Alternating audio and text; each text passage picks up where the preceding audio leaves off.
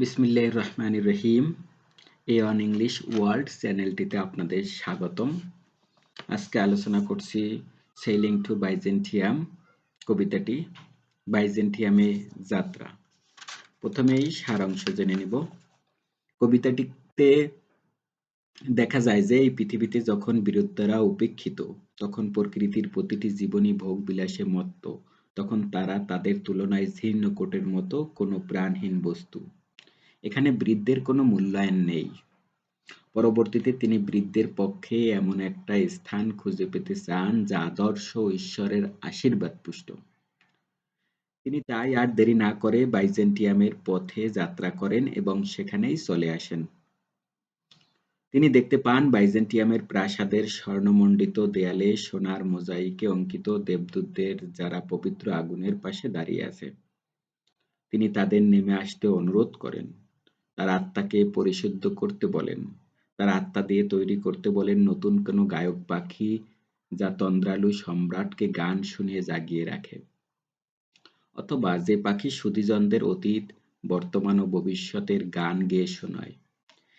এটা করা হলে পরবর্তীতে তার জ্ঞানের মূল্যায়ন হবে, আর এমন স্থানই হবে বিরুদ্ধদের জন্য উপযুক্ত স্থান। উক্ত কবিতায় কবি বিরুদ্ধদের জয়গান গেয়েছেন। তিনি তাদের জন্য একটা আদর্শ স্থান হিসেবে বাইজেন্টিয়ামকে বেছে নিয়েছেন। তিনি বাইজেন্টিয়ামকে এমন একটা আদর্শ স্থান হিসেবে তুলনা করেছেন যেখানে বয়স নয়, বরং জ্ঞানের মূল্যায়ন করা হয়। প্রথমে কবি বৃদ্ধ ও যুবকদের মাঝে একটা তুলনামূলক চিত্র চিত্রিত করে বৃদ্ধের অবহেলিত জীবনের ছবি অঙ্কন করেছেন।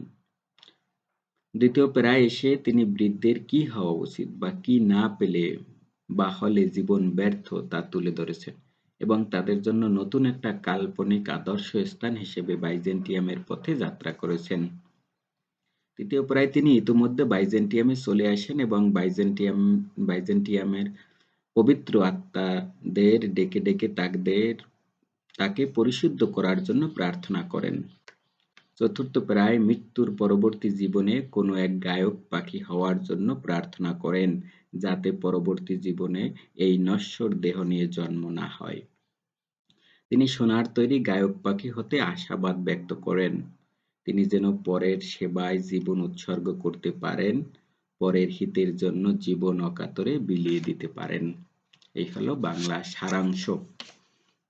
এবার প্রতি স্ট্যান্জার প্রথমে শব্দার্থ, তারপর লাইন বাই লাইন অর্থ, এরপরে প্রত্যেক স্ট্যান্জার সামারি। সেইলিং নৌকায় চড়ে যাত্রা করা, পাল তুলে যাত্রা করা। বাইজেন্টিয়াম বাইজেন্টিয়ানদের রাজধানী ছিল, তবে কবিতায় বাইজেন্টিয়াম একটা কাল্পনিক নগরী। That's no country for old men. এদেশ আজ বৃদ্ধদের জন্য নয়, এখানে আয়ারল্যান্ডকে বোঝানো হয়েছে। বার্ডস ইন দ্য ট্রিজ, গাছে গাছে কলরবকারী পাখি, এখানে পাখি হলো যৌবনের প্রতীক। ডাইং জেনারেশন, মৃতপ্রায় জাতি, এখানে বৃদ্ধ লোকদের কথা বলা হয়েছে। দ্য স্যামন্স ফল, স্যামন মাছের আবাস, এখানে আয়ারল্যান্ডকে বোঝানো হয়েছে। ম্যাকাউরেল ক্রাউডেড সিজ, ম্যাকেরেল মাছে পরিপূর্ণ সাগর, এখানে আয়ারল্যান্ডকে বোঝানো হয়েছে। ফিশ, মাছ জলজ পরিবেশের প্রতীক। ফ্লেশ, মাংস মানুষের প্রতীক। ফাউল, পাখি। কমেন্ট, মন্তব্য করা। উলসামালং, পুরো গ্রীষ্মকাল জুড়ে। খোট ইন, ধরতে পারা, নির্ধারণ করা। সেন্সুয়াল মিউজিক, আবেগঘন গান। নেগলেক্ট, অবহেলা করা। মনুমেন্ট, কীর্তিস্তম্ভ। আনাইজিং ইন্টেলেক্ট, চিরযৌবনা জ্ঞান, জ্ঞানকে চিরযৌবনা বলা হয়েছে কারণ মানুষ বৃদ্ধ হলেও জ্ঞান কখনো বৃদ্ধ হয় না। আবার বলছি, আনাইজিং ইন্টেলেক্ট, চিরযৌবনা জ্ঞান, জ্ঞানকে চিরযৌবনা বলা হয়েছে কারণ মানুষ বৃদ্ধ হলেও জ্ঞান কখনো বৃদ্ধ হয় না। এবার লাইন বাই লাইন অর্থ।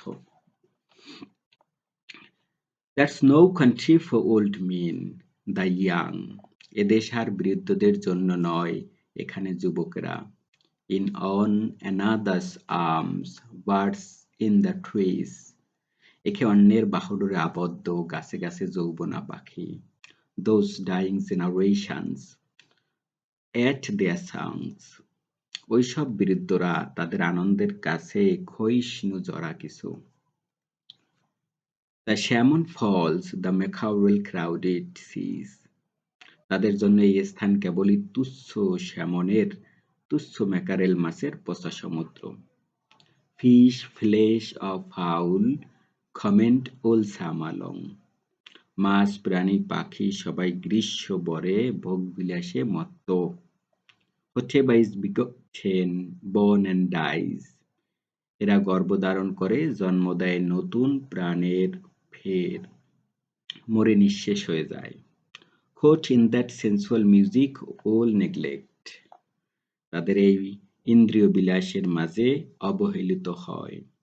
Monuments of unageing intellect. চিরযৌবনা জ্ঞানের আলো। এবারে এই স্ট্যানজার সামারিটা দেখে নেব।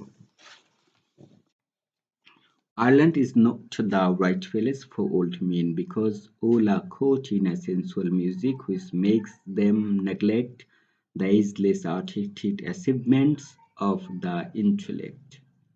In the country, the dying generations of bird and young lovers celebrate things which are slave to the natural cycle of birth and death. The young lovers who are in each other's arms, the birds who are in the trees, and the salmon falls and the mackerel crowded seas, fish, flesh, and fowl all sings only on song, the song of the senses. All these at the same time are creatures who are very much subject to death. এরপর দ্বিতীয় স্ট্যানজার অর্থ। An aged man is but a paltry thing. একজন বৃদ্ধ লোক কেবল মাংসপিণ্ড হিসেবে পরিগণিত হয়, অর্থাৎ মূল্যহীন। A tattered coat upon a stick. একটা কাঠিতে ঝুলানো জীর্ণ কোট। এখানে বৃদ্ধদের কথা বলা হয়েছে। সোল ক্লাব, আত্মার হাততালি। এখানে কবি উইলিয়াম ব্লেকের কথা তুলে ধরা হয়েছে। তিনি নাকি তার মৃত ভাইয়ের আত্মাকে হাততালি দিতে দিতে স্বর্গের দিকে চলে যেতে দেখেছেন। ট্যাটার্ড জীর্ণ, মোর্টাল ড্রেস নশ্বর পোশাক, এখানে দেহকে বোঝানো হয়েছে। ম্যাগনিফিসেন্স গুরুত্ব, চমৎকারিত্ব। সেল দ্য সিজ সাগরে পাল তুলে যাত্রা করা। দ্য হোলি সিটি পবিত্র শহর, এখানে বাইজেন্টিয়ামের কথা বলা হয়েছে। এবার আসি লাইন বাই লাইন অর্থ। An aged man is a paltry thing. একজন বৃদ্ধ কেবল মাংসল প্রাণী। A tattered coat upon a stick. একটা কঞ্চিতে ঝুলানো কোনো ছেঁড়া কোট, আনলেস যদি না। Soul clap its hands and sing and louder sing. আত্মা দেয় হাততালি আর গান গায়, উচ্চ স্বরে গান গায়। For every tatter in its mortal dress. কারণ প্রতিটা নশ্বর দেহ এখানে জীর্ণ পোশাক ছাড়া কিছু নয়। No is there singing school বা স্টাডিং, এখানে গান গাওয়ার মতো কিছু নেই, বরং আছে শেখার অনেক কিছু। Monuments of its own magnificence, যা নিজ গুণেই গুণান্বিত। And therefore I've sailed the seas and come. এবং তাই আমি তরি বাসালাম সাগরে আর চলে আসলাম to the holy city of Byzantium, বাইজেন্টিয়ামের পবিত্র শহরে। স্ট্যানজা 2 এর সামারিটা একটু দেখে নিব। Ireland not being the right place for an old man who is otherwise a pretty thing with his physical powers decaying continuously. The only alternative available for the old man is to have his soul educated in such a way that it start to clap its hands and sing. In this state of robust joy, the soul has to sing louder with every tatter in its mortal race. In other words, The newly learned song of the soul has to become louder and louder as the physical powers of the old man goes from bad to worse. The only hurdle in this way is getting the right school where the soul can get an education, which is difficult to find in the country because every singing school, instead of caring for monuments of unageing intellect, is busy studying the monuments of its own significance. As a result of this difficulty in finding the right school for his soul to be educated in the country, the poet decided to sail across seas and go to the holy city of Byzantium.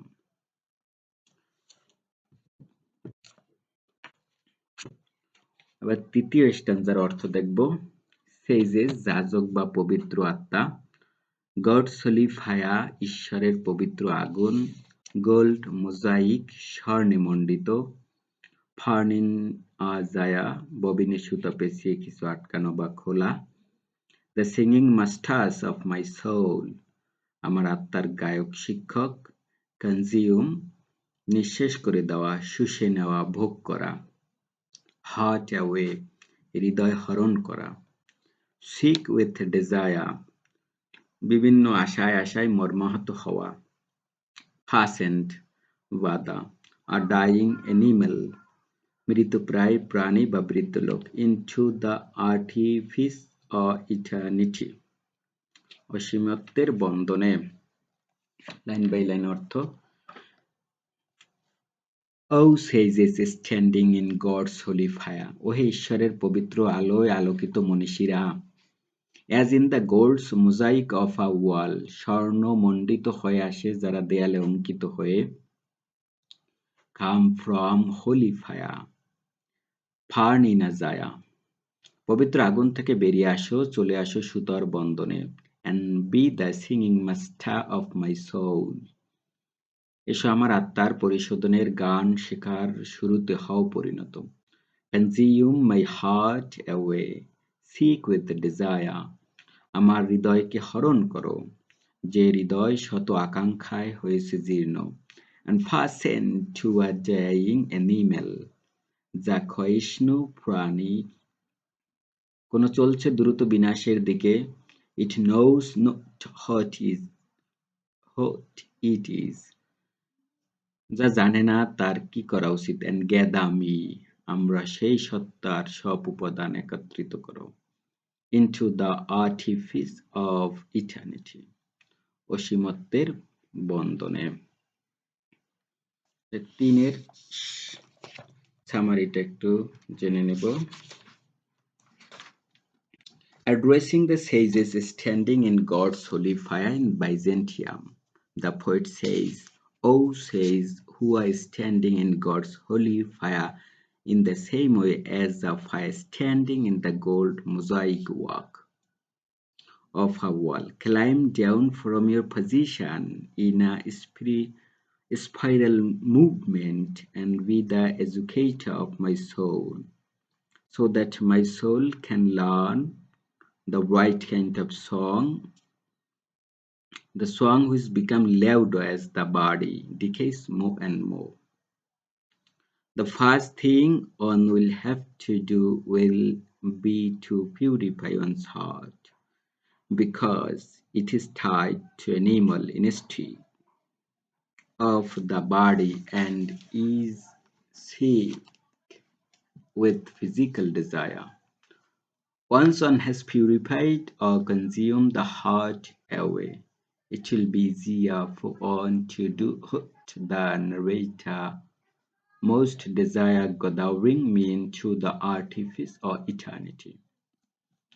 In other words, the narrator wants to become part of those things which are beyond the cycle of birth and death. Last স্ট্যান্জার অর্থ, তার মানে 4 নম্বর স্ট্যান্জা।